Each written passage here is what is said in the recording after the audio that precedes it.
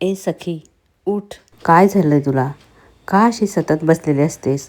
कशाचा स्ट्रेस आलाय तुला? फक्त खिडकीतून बाहेरच्या जगाकडे बघू नकोस. मनातल्या मनात कुढू नकोस. व्यक्त हो, जरा बाहेर पड. कोणी आपल्याला समजून घेईल ही अपेक्षा सोडून दे. तुला स्वतःलाच स्वतःसाठी एक पाऊल पुढं टाकावं लागेल. तुझ्या आनंदाची चावी तुझ्याच हातात आहे. उठ उठ, अशी मरगळलेली बसू नको. तुलाही हक्क आहे आनंदी राहण्याचा, मुक्तपणे जगण्याचा. हाय, नमस्कार मैत्रिणींनो. खूप रिलेटेबल वाटलं ना हे सगळं? आता अजून एक उदाहरण. हे बघा, ही लिलीची काही रोपं होती पूर्ण सुकून गेलेली, आणि जसा पाऊस पडला पावसाच्या थेंबाने अगदी छान फुलून आली ही लिली. जर ही पूर्ण सुकलेली लिली गेल्या वर्षीची आता या वर्षीच्या पावसाने जर अशी छान सुंदर फुलून आली असेल, तर आपलं उदास मनसुद्धा पुन्हा आनंदी उत्साही होऊ शकतं ना. चला, आज मी तुमच्याशी माझे काही असे अनुभव शेअर करणार आहे जे तुम्हाला रिलेटेबल वाटतील, तुम्हाला मोटिवेट करतील, आणि या सगळ्यातून आपला स्ट्रेस आणि निगेटिव्हिटीवर कशी मात करायची हे सुद्धा कळेल. व्हिडिओ शेवटपर्यंत नक्की बघा. आपल्याला जर आनंदी पॉझिटिव्ह राहायचं असेल तर त्यासाठी स्वतःसुद्धा थोडेफार मैत्रिणी मला नेहमी म्हणत असतात, प्रत्येक व्हिडिओखाली 2-3 तरी कमेंट असतात की ताई, तू आमच्या मनातलं बोलतेस असं वाटतं. जेव्हा तुम्ही अशा कमेंट करता ना, तेव्हा मनाला एक आनंदसुद्धा होतो, आणि मला ना तो पिक्चरसुद्धा आठवतो. तुम्हाला माहिती आहे का, अगं अरेच्चा, त्याला स्त्रियांच्या मनातलं सगळं ऐकू येत असतं. अर्थात त्याला तो वर मिळालेला असतो. पण तुम्ही जे म्हणता की ताई तू मनातलं बोलतेस, तर त्याचं कारण म्हणजे तुम्ही ज्या अनुभवातून सध्या जात आहात, तर त्यातून मी आधी गेलेली आहे. त्यामुळं मला माहिती आहे की आपण जेव्हा अशा अनुभवातून जात असतो, त्या वयाच्या टप्प्यातून जात असतो, तेव्हा किती स्ट्रेसमधून जात असतो, मनामध्ये किती वेगवेगळ्या विचारांची खळबळ सुरू असते. आपण सगळ्या स्त्रिया जीवनाच्या या शाळेमध्ये सारखेच शिकलेले असतो. सगळ्यांना थोड्याफार फरकाने तसेच अनुभव येत असतात, जाणवतात फक्त वयाच्या एका टप्प्यावर आल्यानंतर. तुम्हाला मी नेहमी मोटिवेट करत असते. तुम्हाला माझे व्हिडिओ ऐकून फ्रेश वाटतं, उत्साही वाटतं. मग तुम्हाला प्रश्नसुद्धा पडत असेल की ही इतकी उत्साही कशी आहे, फ्रेश कशी आहे? तर असं नसतं आहे मैत्रिणींनो. मलासुद्धा तसेच अनुभव येतात जे तुम्हाला येतात. मलासुद्धा खूप वेळा डिप्रेशन येतं, स्ट्रेस असतो, हेल्थ प्रॉब्लेम असतात, आणि खूप वेळा तरी आपल्याशी लोकांचं जे चुकीचं वागणं असतं त्याचा जास्ती त्रास मनाला होत असतो. पण हळूहळू या सगळ्या त्रासातून ओव्हरकम कसं करायचं हे मी शिकत चाललेली आहे. आयुष्याच्या या टप्प्यावर येऊनसुद्धा जेव्हा लोक जेलसी, ईर्ष्या, द्वेष, मत्सर या भावनांमध्ये अडकलेली मी बघते ना, तेव्हा मला खरं तर हसायला येतं. हे एवढंसं तर आयुष्य आहे, आणि ते सुद्धा अशा फालतू गोष्टीमध्ये वाया घालवत असतात. बरं, त्यांचं जाऊ दे, त्याचा त्रास आपल्याला होत असतो. जीवन कसं जगायचं हे त्या लोकांना कळलेलं नसतं, पण आपल्याला डिस्टर्ब करायचं काम मात्र ते करत असतात. किंवा खूप वेळा परिस्थिती अशी असते, काय करावं हे सुचत नाही, आणि या सगळ्यातून स्वतःला आनंदी, पॉझिटिव्ह कसं ठेवायचं? चला, तुमच्याशी ना माझे काही अनुभव शेअर करते, आणि मी फ्रेश, उत्साही राहण्यासाठी काय काय करते ते शेअर करते. खूप वेळा तरी तुम्ही मला असं छान छान तयार झालेलं बघितलं आहे. त्याच्यावरती माझ्या काही मैत्रिणींचीसुद्धा, म्हणजे व्हिडिओवरती नव्हे तर ज्या ऑफलाईनसुद्धा असे मेसेजेस येतात की तू कशी काय एवढी छान राहते, कसं तू स्वतःला मेंटेन केलं आहेस? आणि सगळ्यात पहिलं वाक्य असतं, तुझं बरं चाललं आहे. असं नसतं मैत्रिणींनो. पण जे बरं चाललेलं दिसत असतं ना, त्याच्या पाठीमागे काल किती कठीण दिवस काढलेत हे फक्त त्या व्यक्तीलाच माहिती असतं. चेहऱ्यावरचं शांत हास्य अनेकदा मनातील असंख्य संघर्षांना लपवत असतं. बरं, ही कला साध्य कशी करायची? तर स्वतःला मोटिवेट ठेवता आलं पाहिजे, आणि त्यासाठी महत्त्वाचं आहे सगळ्यात आधी स्वतःसाठी थोडासा वेळ देणं, स्वतःवरती प्रेम करणं, ज्याला आपण सेल्फ लव्ह म्हणतोय, आणि सेल्फ केअर करणं. जेव्हा आपण उगाचच असे तयार होतो ना, तेव्हा आपोआपच आपलं मन आहे ना ते फ्रेश होतं. रोज रोज आपण त्याच अवतारात असतो, तोच जुना गाऊन किंवा ड्रेस. कुठे बाहेर जायचं नाही म्हणून अजिबातच स्किन केअर न करणं. कितीतरी वेळा मी असं ऐकलं की केससुद्धा 2-2 दिवस विंचरले जात नाहीत, आणि मग स्वतःकडे असं दुर्लक्ष केलं तर मनाला मरगळ ही येणारच ना. आणि मरगळलेली ही फेज आहे ना, खूप दिवस चालते, जोपर्यंत दुसरं कोणीतरी आपल्याला काही सांगत नाही तोपर्यंत. आता आज ना मी मुद्दामहून साडी नेसली आहे. नंतर लक्षात आलं की आपले अप्पर लिप्स वाढले, तर ते करूयात म्हटलं. तर माझ्याकडे हा अगारूचा ट्रिमर आहे. त्याने अगदी 5 मिनिटामध्ये अप्पर लिप्स किंवा जी चेहऱ्यावरची हेअर ग्रोथ असते ना, तर ती ट्रिम करू शकतो. आयब्रोज मी करत नाही, कारण की मला चष्मा आहे आणि मला स्वतःला आयब्रोज काय करायला जमत नाहीत. तर याच्यामध्ये ह्या सगळ्या अटॅचमेंट आहेत. चेहऱ्यावरती जेव्हा बारीक बारीक लव असते ना, तर चेहरा असा काळपट किंवा राठ दिसतो. तर अशा वेळेला ह्या ट्रिमरने ना जेव्हा आपण ट्रिम करतो तर तेव्हा स्किन एकदम सॉफ्ट अशी दिसते. आता याचं काही मी प्रमोशन करत नाही आहे, पण जेव्हा आपण स्वतःची अशी सेल्फ केअर करतो ना, तेव्हा आपोआपच आपला मूड आहे तो फ्रेश होतो. आता हे असंच करा, हेच प्रोडक्ट वापरा असं मी तुम्हाला अजिबात सांगणार नाही. फक्त सेल्फ केअर करणं खूप गरजेचं आहे, हे मला तुम्हाला सांगायचं आहे. स्वतःवर प्रेम करणं खरंच खूप एवढं गरजेचं आहे का? आणि माणूस ते कधी करायला लागतो? वेळ निघून गेल्यानंतर काही गोष्टी करण्यामध्ये काहीच अर्थ नसतो. सेल्फ लव्ह आणि सेल्फ केअरबद्दल थोडंफार सांगितल्यानंतर मी तुम्हाला माझा काही अनुभव शेअर करणार आहे, की ज्यामुळं कदाचित तुमचा आयुष्याबद्दलचा दृष्टिकोन बदलू शकतो. आज मला कुठेही जायचं नाही आहे, तरीसुद्धा आता मी छान तयार होणार आहे. साधीशीच कॉटनची साडी आहे. अधूनमधून साड्या नेसल्या पाहिजेत. आपण कितीतरी साड्या आपल्या आवडीने घेतलेल्या असतात.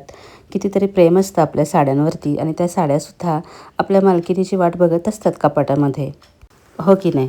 कधी मला ती नेसतीये असं त्यासुद्धा म्हणत असतील की. साडी नेसली की आपला एकूण लुकच बदलून जातो. अंतर्बाह्य मन अनंत. तसं तर बऱ्याच वेळा माझी साडी नेसून होते. तुम्ही बघितलं की मी खूप वेळा तरी गावी जात असते आणि गावी तर मला साडी नेसावीच लागते आणि असंही मला साडी खूप आवडते. काही बायकांचं असं म्हणणं असतं की आता घरातच आहोत तर कसले तरी कळकटलेले जुने गाऊन घालायचे, कोण बघतंय. पण असं नाही, त्याचा इम्पॅक्ट आहे तर तो तुमच्या मनावरती होत असतो. स्वच्छ धुतलेले फ्रेश असे कपडे जेव्हा आपण वापरतो ना, तेव्हा आपोआपच आपलं माइंडसुद्धा फ्रेश होतं. रोजच्या रोज थोडंफार तयार व्हायला पाहिजे. बेसिक, अगदी बेसिक म्हणजे मॉइश्चरायझर लावणं किंवा कॉम्पॅक्ट पावडर लावणं. पण कधी ते सुद्धा करायचा कंटाळा येतो, हो ना? तुमच्या मनाच्या आरोग्यावरती तुमची हेल्थ अवलंबून असते. तुम्ही इतरांविषयी आणि स्वतःविषयी काय विचार करता याच्यावरती खूप वेळा तरी तुमची पॉझिटिव्हिटी अवलंबून असते. अजून एक गोष्ट म्हणजे आपल्या आयुष्यामध्ये एखादी दुसरी तरी अशी व्यक्ती असायला हवी, मैत्रीण म्हणते मी, की जी आपल्याला मोटिवेट करेल. आपल्या फोनमध्ये कितीतरी नंबर असतात, पण जेव्हा आपल्याला कधी उदास वाटत असतं तेव्हा ज्याच्याशी बोलावं असे किती जणी असतात. आता तयार होता होता तुम्हाला मी काही गोष्टी सांगणार आहे. तर 5 वर्षापूर्वीची ही गोष्ट आहे. माझं ऑपरेशन झालेलं. 2 दिवस ICUमध्ये आणि नंतरचे 4 दिवस हॉस्पिटलमध्ये काढल्यानंतर माझ्या आयुष्याची खरी किंमत मला कळाली. आजूबाजूला जाणवत होतं ते फक्त दुःख आणि वेदना. अंथरुणावर पडल्या पडल्या फक्त विचार करण्याखेरीज मी काहीही करू शकत नव्हते. झरकन मागचं सगळं आयुष्य डोळ्यासमोरून जात होतं आणि एकच विचार मनात आला, मी स्वतःसाठी काय केलं? मी मन भरून जगले का? आणि मी या सगळ्यातून बाहेर पडेन का? आपली काहीही चूक नसताना खूप काही गोष्टी आपल्याला सहन कराव्या लागतात. त्यापैकीच ती एक होती. आजूबाजूच्या गोष्टी बघून जाणवायचं किती दुःख, वेदना आहेत लोकांच्या आयुष्यामध्ये. काही लोक फक्त ताप आला, सर्दी झाली, हात दुखतो, पाय दुखतो या गोष्टींनी सुद्धा किती त्रागा करत राहतात, त्याचा इश्यू करत राहतात. पण आयुष्यामध्ये याहीपेक्षा किती मोठे मोठे प्रॉब्लेम्स असतात हे हॉस्पिटलमध्ये राहिल्यानंतर कळतं. जीवनाची खरी किंमत कळते. त्याच्यानंतर हॉस्पिटलमधून घरी आल्यानंतर सुद्धा 3 महिने म्हणजे असेच ट्रॉमामध्ये गेले. मी अजिबात कुठेही बाहेर जात नव्हते आणि आम्ही कोणाला काही सांगितलेलं सुद्धा नव्हतं. त्याच्यामुळे कोणाला माहितीसुद्धा नव्हतं की मी आजारी आहे. अगदी हाताच्या बोटावर मोजणारे आपले जवळचे असतात, फक्त त्यांनाच माहिती होतं आणि तेच फोन कॉल करायचे किंवा भेटायला यायचे.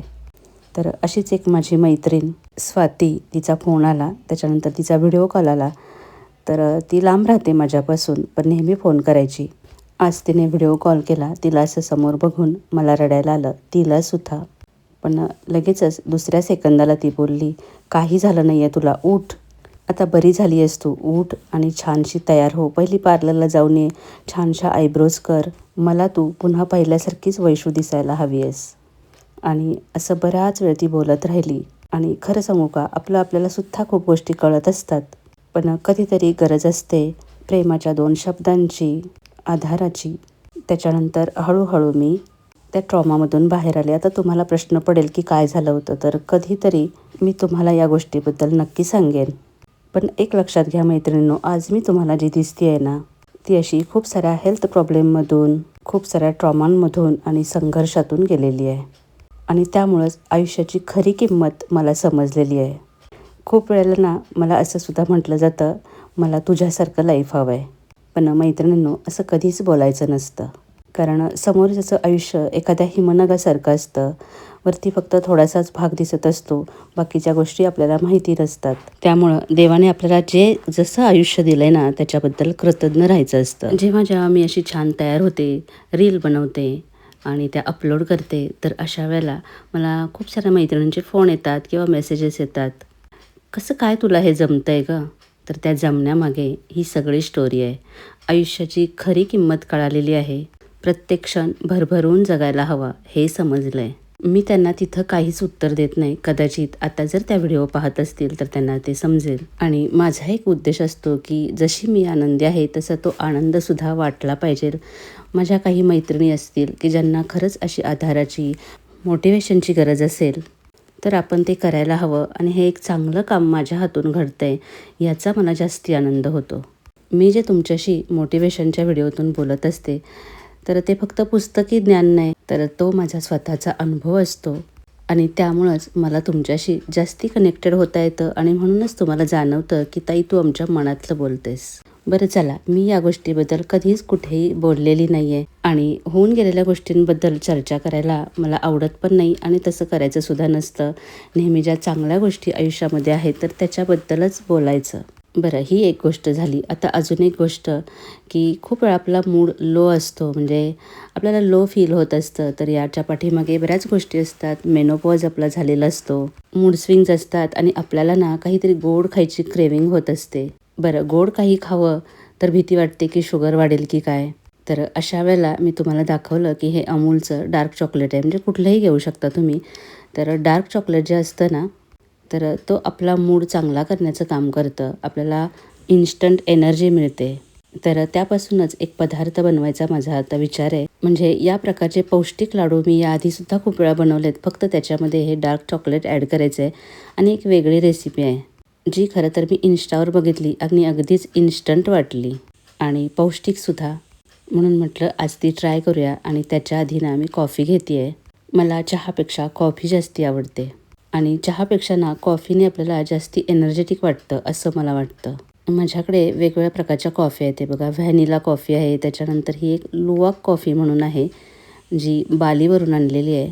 पण मला मात्र आपली जी नेसकॅफेची कॉफी असते ना, तर तीच आवडते. बरं, आता अजून एक सांगायचं राहिलं की मी पहिल्यापासूनच अशी शांत समजूतदार नव्हते बरं का. मी फारच चिडचिडी होते. त्याचं कारण म्हणजे मला ना कोणी माझ्याशी खोटं वागलेलं आवडायचं नाही. जिथं अन्याय होताना दिसतोय, जिथं कोणी खोटं बोलतोय ना, तिथं मी पटकन त्या व्यक्तीशी भांडायला जायची.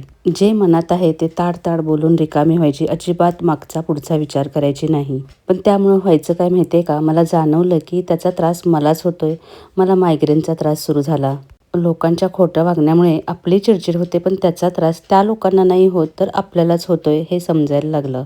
मग हळूहळू मी शांत होत गेले. ज्याचं त्याचं वागणं आहे तर त्याच्यावरती सोडून द्यायला लागले. ज्यांच्यापासून आपल्या मनाला त्रास होतो तर अशा लोकांपासून स्वतःला लांब ठेवणंच मी सुरू केलं. जसं जसं स्वार्थी लोकांना आपण आपल्या आयुष्यातून डिलीट करत जातो ना, तसं तसं आपलं आयुष्य अधिकाधिक सुंदर होत जातं. खूप वेळा आपल्याला लोनलीनेस वाटतो, एकटेपणा वाटतो. पण अशा स्वार्थी लोकांच्या घोळक्यात राहण्यापेक्षा एकटेपणा कधीही चांगला, नाही का? आणि हा एकटेपणा आपल्याला स्वतःबद्दल विचार करायला लावतो. तेवढा वेळ आपल्याला मिळतो. आणि या अशा विचारांमधूनच माझ्या यूट्यूब जर्नीची सुरुवात झालेली आहे आणि मी त्यामध्ये खुश आहे. मी अजूनसुद्धा खूप प्रयत्न करू शकते, रोजच्या रोज व्हिडिओ करू शकते, अजून जास्ती अर्निंग करू शकते, पण मला तसं नाही करायचं आहे. हे मी माझी पॅशन आहे म्हणून करते आहे. मला ह्याची आवड आहे.